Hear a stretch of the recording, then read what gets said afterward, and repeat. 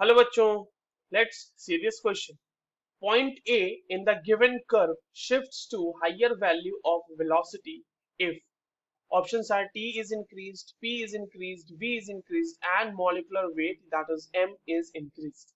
आपके पास एक ग्राफ दिया हुआ है और इसमें ये पूछा जा रहा है कि ये जो पॉइंट A है ये हाइयर वैल्यू ऑफ वेलोसिटी की तरफ शिफ्ट करेगा कब, और उसके कंडीशंस जो है चार, वो हमारे पास अलग अलग ऑप्शंस में बच्चों गिवन है. तो चलिए सबसे पहले तो ये देख लेते हैं कि इस क्वेश्चन को सॉल्व करने के लिए हमारे पास कौन से की कॉन्सेप्ट की जानकारी होनी चाहिए. ये जो सवाल आपके सामने है बच्चों, ये Maxwell Maxwell Boltzmann distribution curve का सवाल है. बोल्ट्जमैन डिस्ट्रीब्यूशन कर्व का सवाल है. चलिए देखते हैं कि क्या कहा जा रहा है इसमें.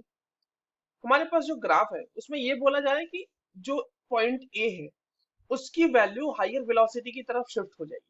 सबसे पहले तो ये जान लेते हैं कि ये पॉइंट ए दिखा क्या रहा होगा. देखिए ये पॉइंट ए की अगर हम बात करें बच्चों, तो ये हमें बेसिकली मोस्ट प्रोबेबल वेलोसिटी दिखा रहा होगा. क्यों? क्योंकि this is the velocity possessed by highest fraction of gas, है ना. Most number of gases particles जो है उनके द्वारा पजेस्ड ये वेलोसिटी है. And what is the value of most probable speed? तो अगर हम देखें तो this is equals to 2RT upon m. Now the question says कि ये वैल्यू, ये जो वेलोसिटी की वैल्यू है ये हायर साइड पे शिफ्ट हो जाएगी इस तरह से. ठीक है, तो यानी ये यहाँ पहुंच गई. यानी कि हमें बेसिकली इस क्वेश्चन में ये देखना है कि मोस्ट प्रोबेबल वेलोसिटी की वैल्यू क्यों शिफ्ट, मतलब किसकी वजह से शिफ्ट करेगी हायर वेलोसिटी की तरफ.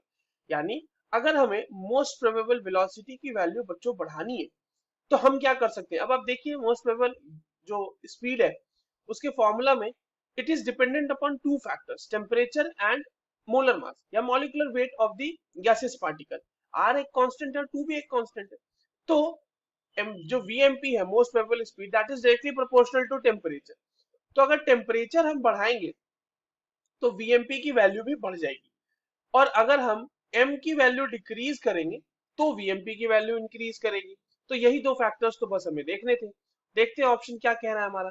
तो क्या t इंक्रीज करने पे हायर वेलोसिटी अचीव हो रही है? यस, बिल्कुल हो रही है. तो ये करेक्ट ऑप्शन है. p इज डिक्रीज, ऐसा हमने देखा कि कोई रिलेशन तो फिलहाल हमें मिला नहीं, तो ये गलत हो गया. v इंक्रीज करेंगे, ऐसा भी हमने अभी कोई रिलेशन तो देखा नहीं डायरेक्टली.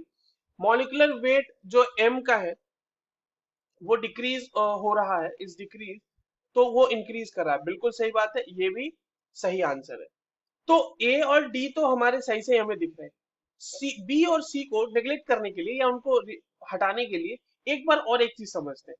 देखिए V M P is equals to root under 2RT upon m है.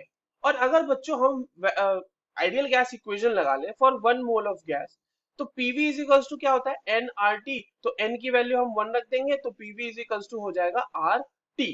ठीक है, अब इस वैल्यू को यहाँ पे अगर हम पुट कर दें तो VMP is equals to root under 2PV upon m. अब आप देख पा रहे होंगे कि VMP यानी कि most probable speed is directly proportional to pressure and volume even. तो अगर हम प्रेशर बढ़ाएंगे या वॉल्यूम बढ़ाएंगे तभी जाके VMP की वॉल्यूम बढ़ेगी, ना कि उनके डिक्रीज करने से. और आप देखो आपका ऑप्शन बी और सी दोनों में डिक्रीज कराया जा रहा है. सो the correct answers for this question is A and D. I hope you understood this well. All the very best.